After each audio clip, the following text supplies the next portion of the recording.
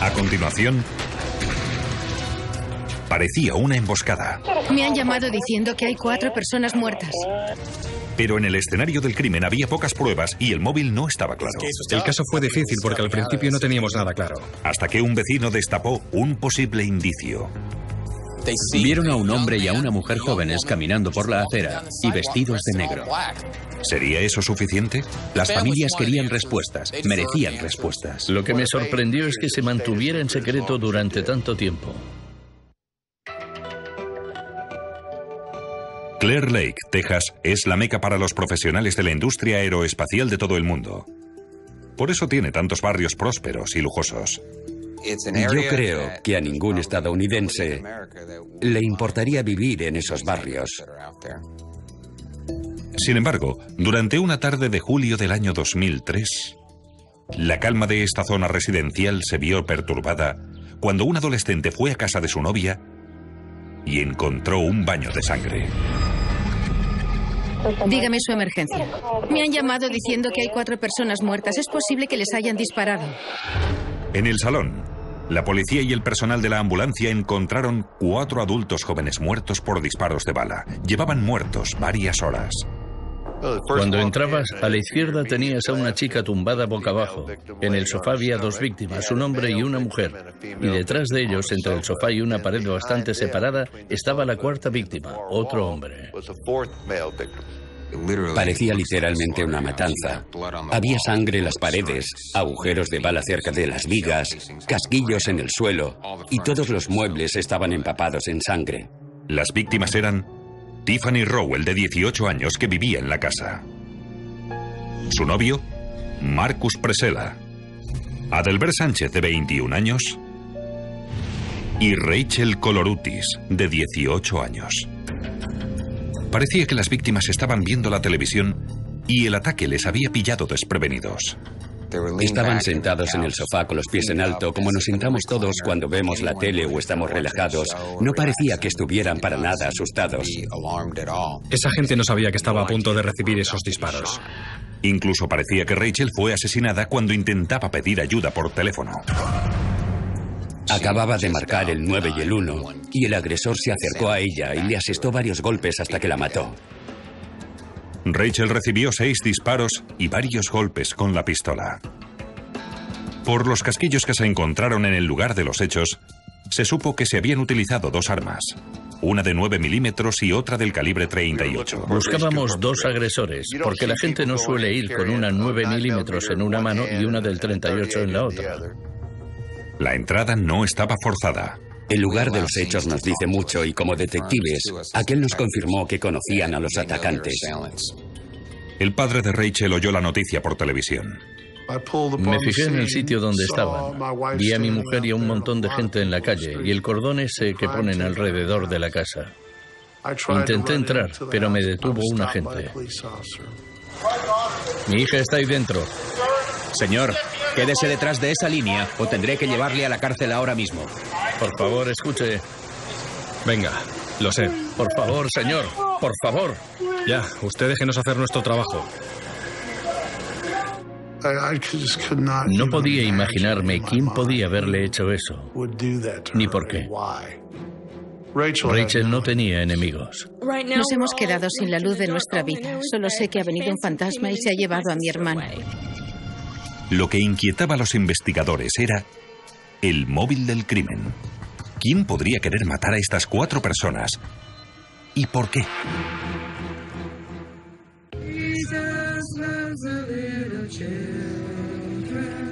El día posterior al asesinato de los 4 jóvenes de Clear Lake, Texas, un gran número de compañeros suyos de clase se reunieron en la casa donde habían muerto. Lo que tienes que hacer es aceptar lo que ha pasado y encima tienes que organizar un gran evento familiar, el funeral. Pero además de pensar en eso, no podía dejar de pensar en descubrir quién había sido y en cooperar y ayudar a la policía para que ellos pudieran hacer su trabajo. La policía descubrió que los 2 chicos que habían muerto en el ataque estaban relacionados con el mundo de las drogas y eso podría formar parte del móvil. Marcus lleva una vida muy arriesgada y vendía droga. Había conseguido que su primo Adelbert le ayudara a vender, y eso hacía que Rachel y Tiffany estuvieran expuestas a los efectos que eso pudiera tener. En el lugar de los hechos, los investigadores descubrieron que se habían realizado 21 disparos, de los cuales 17 habían impactado en las víctimas. A primera vista parecían disparos muy calculados, porque se produjeron muy pocos errores. No se recuperaron las armas del crimen en el lugar de los hechos. Allí no había armas. Solo 3 de las víctimas murieron por herida de bala.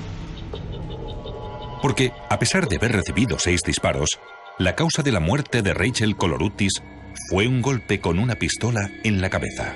La policía también descubrió que Tiffany Rowell, de 18 años, vivía sola en esa casa, después de que su padre se hubiera vuelto a casar y se hubiera ido a vivir con su nueva mujer. Yo pensaba que el padre de Tiffany vivía con ella. No me enteré de que vivía allí sola hasta después de los asesinatos. La casa era una casa de fiestas. Se hacían muchas fiestas y mucha gente nos dijo que allí se consumían drogas. Cuando los investigadores hablaron con los vecinos, averiguaron que nadie había oído los disparos. Estaban en pleno verano, todos tenían el aire acondicionado encendido y las puertas y las ventanas cerradas. Pero los interrogatorios revelaron algunas pistas importantes. Cuando quieres sondear a los vecinos, no debes preguntar, ¿vio algo raro ese día? La pregunta correcta es, ¿ese día vio algo que no suele ver en el día a día? Ahí fue cuando los vecinos de al lado ofrecieron información importante a los policías. Vieron a un hombre y a una mujer jóvenes caminando por la acera y vestidos de negro. Las autoridades llamaron a la afamada dibujante Lois Gibson para que realizara un retrato robot basado en las descripciones de los vecinos. Lo único que tenía era a 2 testigos que habían mirado por la ventana y habían visto a un hombre y a una mujer. Eso era todo. Primero tenían que centrarse en lo más obvio: la raza y la edad. La pareja era blanca y parecía que eran bastante jóvenes. Eran elegantes, jóvenes, atractivos. Gente normal. Lo único relevante era que la chica tenía los ojos muy grandes. Los vecinos también dijeron que ella llevaba un pañuelo en la cabeza. El pañuelo me impedía saber cómo era el pelo, porque prácticamente es lo que define a una mujer. Utilizando ayuda visual, haciendo uso de cientos de fotografías con diferentes características faciales, Gibson intentó dibujar rasgos específicos de la cara de los sospechosos.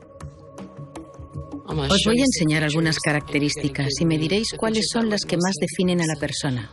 Voy a realizar una composición y cuando tenga el boceto os lo enseñaré y cambiaré lo que queráis. Tras 2 horas, Gibson realizó estos dibujos.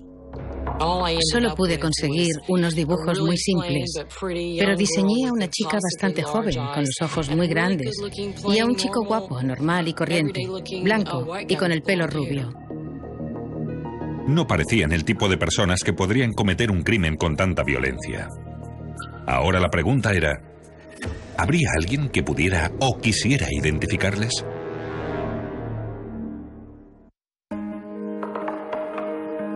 Con los retratos robot de los sospechosos ya en su poder, los investigadores visitaron el instituto de Clear Lake, con la esperanza de que algunos de los antiguos compañeros de las víctimas pudieran aportar más información sobre posibles enemigos. 3 de las 4 víctimas estudiaban en el instituto de Clear Lake. Así que yo creo que por eso la policía se centró en el instituto, para averiguar qué conexiones tenían. Pero no consiguieron nada nuevo.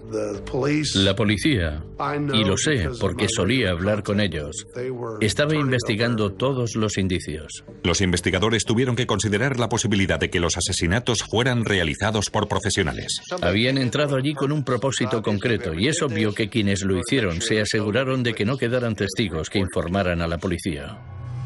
Las 2 víctimas masculinas del caso eran conocidos traficantes de drogas, y uno de ellos, Adelbert Sánchez, tenía familiares relacionados con la mafia mexicana. Adelbert tenía familiares en la cárcel, en prisiones federales de Texas y Florida, y cumplían pena por vender y transportar grandes cantidades de marihuana de México al sur de Texas. Pero los detectives no encontraron ninguna conexión entre la mafia mexicana y los asesinatos. A pesar de los esfuerzos de los investigadores, se estaban quedando sin indicios relacionados con el caso. Se realizaron muchos interrogatorios y pedimos ayuda a muchos investigadores de homicidios. Los que trabajábamos en el caso estábamos frustrados porque no sabíamos si íbamos a poder coger al asesino, ni si esa persona estaba delante de nuestras narices. Las familias querían respuestas, merecían respuestas. Después de 3 años, las familias empezaron a pensar que el caso no se resolvería nunca. A mi hija no la mató un rayo, ni un cáncer horrible, ni nada por el estilo. Este dolor lo causó una persona y nos la quitó. Así que solo quería saber quién había sido. Quería que le cogieran. Aunque por instinto quería encontrar yo al asesino y pulverizarlo. Sospechosos. Estaba claro que la gente que había hecho el retrato, los que habían dado la información a nuestra dibujante, iban a ser testigos importantes. El padre de Rachel dejó de sumirse en la pena y pasó a la acción. Ayudó a conseguir $1000 para ofrecer una recompensa a cualquiera que pudiera aportar algún dato que llevara a la detención y condena de los asesinos. Parte del dinero se utilizó para mostrar los retratos robot de los sospechosos en vallas publicitarias de la zona. Puse las vallas publicitarias alrededor, en todas las entradas y salidas de Clear Lake, para que todo el que cogiera el coche las viera.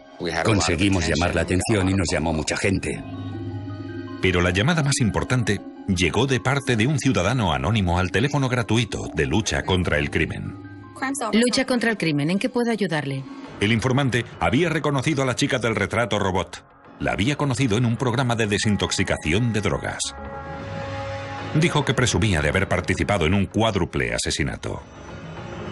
Aquella mujer admitió que había matado a 4 personas e iba contando por ahí los detalles de lo que había sido matar a esa gente.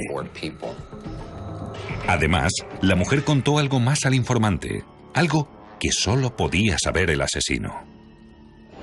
Le dijo que una de las víctimas murió llamando a emergencias.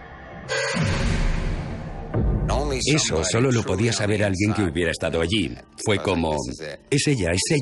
La investigación tiene que ir por ahí. El corazón me iba a estallar, madre mía. El informante identificó a la mujer como Christine Paolilla, de 20 años.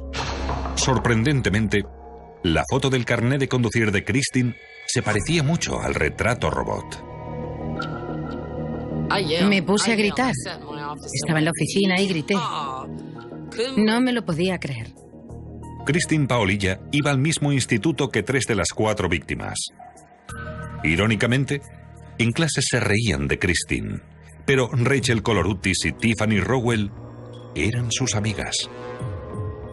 En vez de meterse con ella, Rachel y Tiffany la aceptaron tal y como era y se hicieron sus amigas. Cuando llamé a mi mujer y le dije que había sido Christine Paolilla, me dijo, George, esa chica está en una de las fotos de la cartera de Rachel. Pero ¿por qué iba Christine a matar a las 2 chicas que habían querido ser amigas suyas? Y lo que es más, ¿dónde estaba Christine ahora? La principal sospechosa del cuádruple asesinato de Clear Lake, Texas, era Christine Paolilla. La había identificado un informador anónimo que había visto su retrato robot en una valla publicitaria.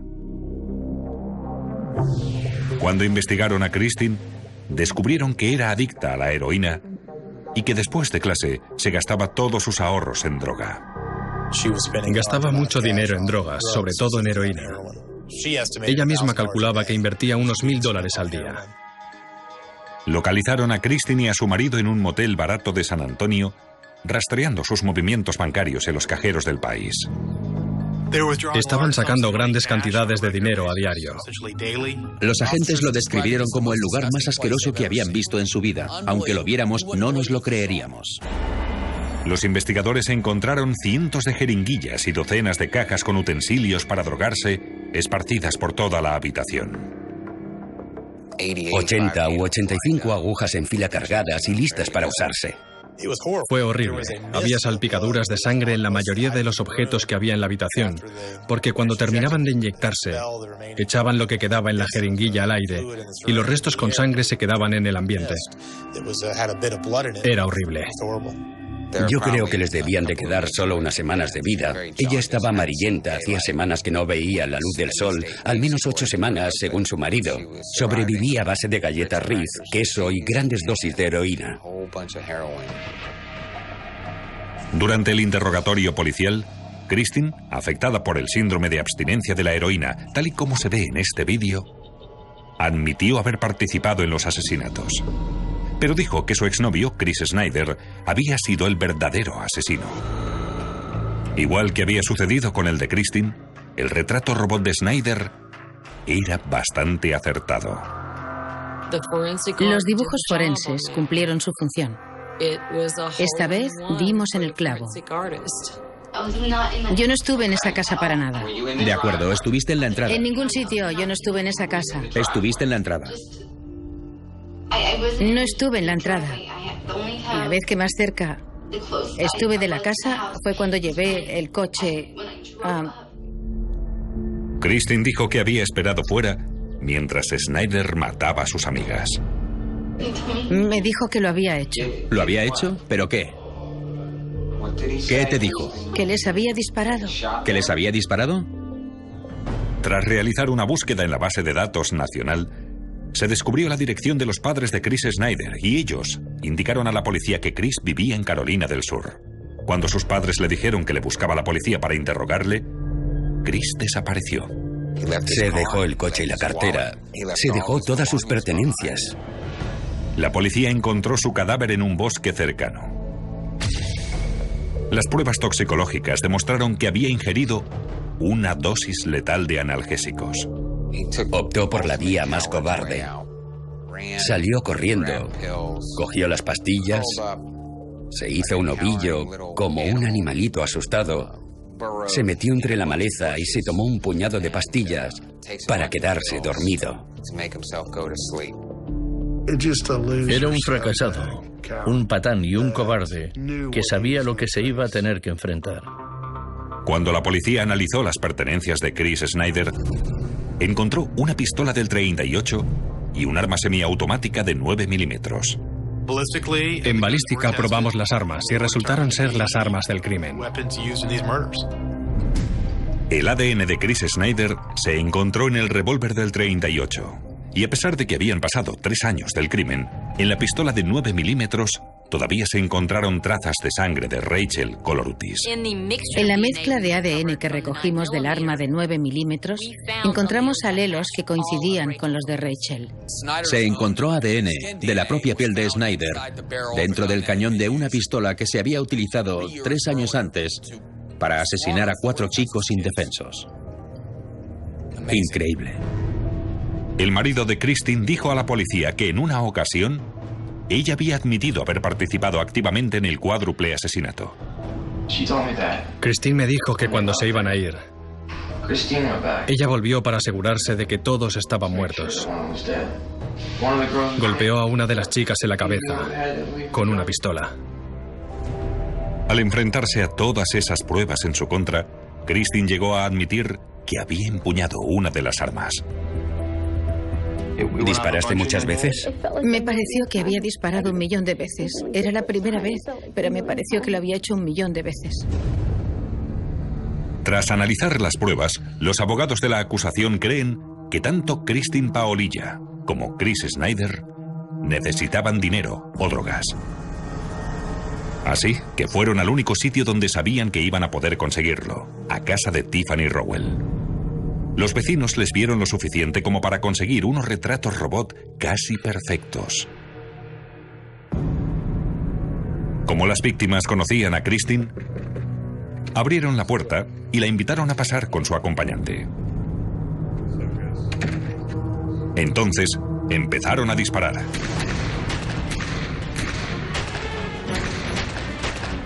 ...21 disparos en tan solo unos segundos. Tras llevarse lo que buscaban, Christine contó que vio que Rachel seguía viva y tenía el móvil en la mano. Así que Christine golpeó a Rachel hasta que la mató mientras ésta intentaba llamar a emergencias. Lo último que Rachel Koloroutis le dijo a Christine mientras lloraba fue: ¿por qué me estás haciendo esto? Y según Christine le había dicho a su marido, ella simplemente había seguido propinándole golpes sin parar hasta que murió. Christine Paolilla fue acusada y condenada por asesinato. Como cuando cometió el crimen solo tenía 17 años, no fue condenada a pena de muerte, pero sí a cadena perpetua. Cuando eres padre y pierdes a tu hija, nunca acabas de aceptarlo. Se te queda un gran vacío para siempre y nunca mejora. Yo incluso diría que va a peor. Hemos visto un claro ejemplo de cómo los familiares, la policía y los científicos trabajaron en equipo para resolver un caso complicado. La mejor prueba que conseguimos fue encontrar el ADN de Chris Snyder en una de las armas. Para mí son más importantes las pruebas físicas que los testigos, sean como sean. Así que las pruebas forenses que hay en el lugar de los hechos dicen casi más que los testigos en el estrado. Su deseo por volver a drogarse truncó la vida y el futuro de aquellos 4 chicos. Es increíble. Al final, ella recibió lo que se merecía, y me alegro de haber contribuido a ello.